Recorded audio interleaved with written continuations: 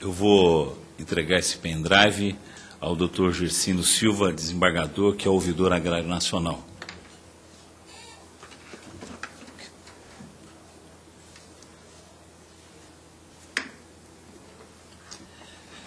Agora passo a palavra ao senhor Francisco Batista, que é o representante do movimento camponês Corumbiara. Boa tarde a todos e a todas. Quero aqui, em nome da Central dos Trabalhadores e Trabalhadoras do Brasil e do movimento camponês Corumbiara em Rondônia, agradecer ao deputado João Paulo Cunha e à deputada Manuela pela iniciativa deste evento. Fala aqui do massacre que ocorreu em Corumbiara, né? Era 1995, 9 de julho, quando na madrugada um assentamento de trabalhadores sem terra foi atacado violentamente numa verdadeira operação de guerra, né? Que posso colocar aqui para vocês de uma comunidade praticamente desarmada, né?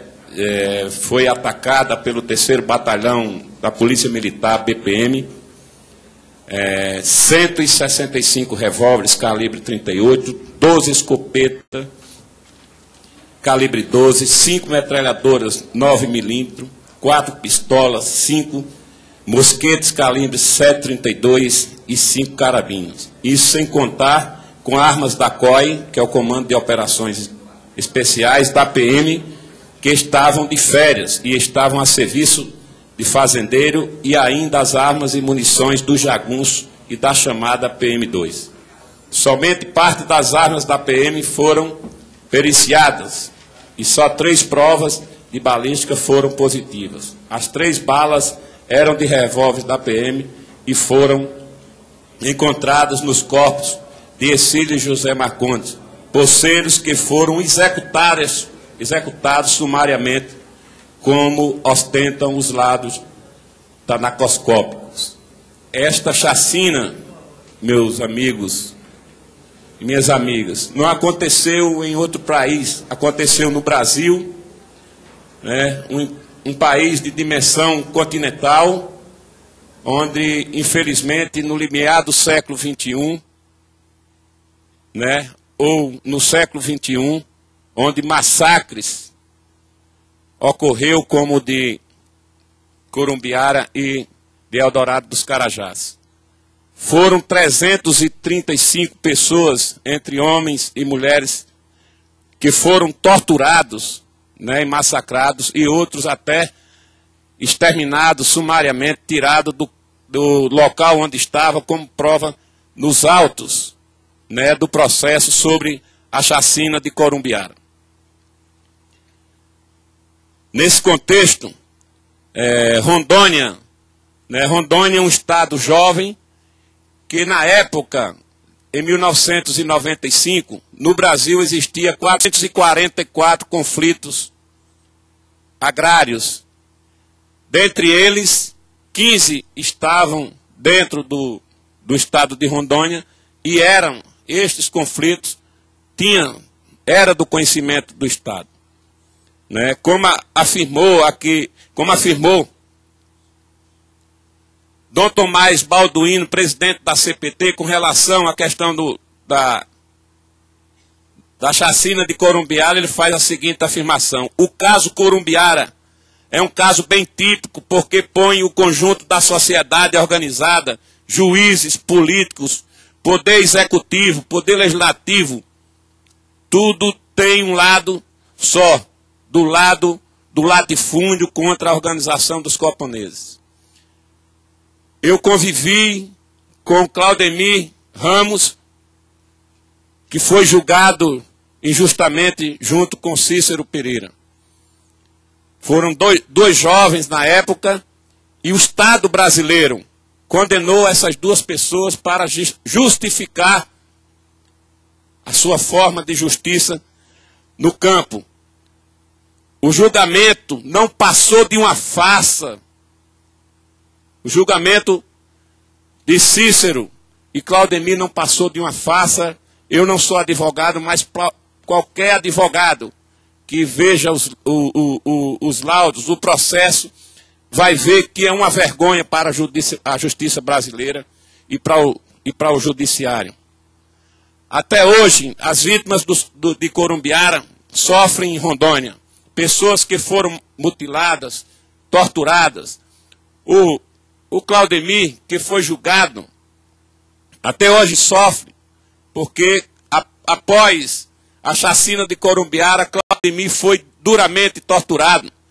Ainda no hospital do município de Vilhena, no sul do estado, houve uma tentativa de assassinato, como também houve uma tentativa de assassinato ainda no hospital de base, na cidade de Porto Velho. E aqui eu relato trecho do próprio processo, né, do júri, onde o promotor chegou a afirmar que ou o Brasil acaba com os sem terra, ou os sem terra acabam com o Brasil. Num verdadeiro ato de vergonha, ele, no próprio plenário do tribunal, chegou a afirmar que tem que matar mesmo. Sem entrar na minha casa, eu mato, eu mato. E ainda fez duras críticas na época que o Fernando Henrique já era para ter destruído os sem terra, né? E numa das suas falações, ele fala da seguinte forma: nossa bandeira é verde e amarela, não é vermelha, não é essa porcaria comunista. Sobre os laudos do inquérito, que ele como promotor era para ter estudado ou lido os autos, ele fala: os laudos são imprestáveis, laudo não nos interessa.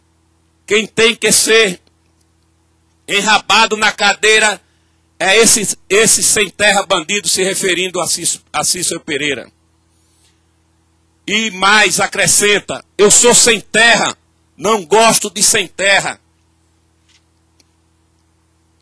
Mais à frente, né, quando era para a segunda sessão do júri, eles reafirmam: sexta-feira o pau vai cantar aqui nesse plenário. Eles vão roubar suas casas se forem absolvidos. Não tem como fugir desses cachorros serem condenados. O pau vai comer. Pode vir para cá até o Papa, que ninguém vai salvar estes cachorros, no ato de, inclusive, de tentar manipular o corpo de jurados. Então, esse foi o desfecho de Corumbiara. 2 trabalhadores que nada mais faziam do que lutar pela terra. E aí nós colocamos hoje: cadê a justiça brasileira? O que aconteceu? Porque o Estado até hoje não indenizou trabalhadores que encontram-se hoje mutilados. E aqui, nós trazemos aqui em nome do movimento camponês Corumbiara, a esta sessão, aos homens que primam pela justiça brasileira, em pleno ano de 2011, para que se faça justiça no campo. E aqui, deputado João Paulo Cunha, o Dinho não era um homem de ganância. O Dinho lutou pela terra, porque quando aconteceu a chacina de Corumbiara, o Dinho era presidente do Sindicato dos Trabalhadores do município de Corumbiara.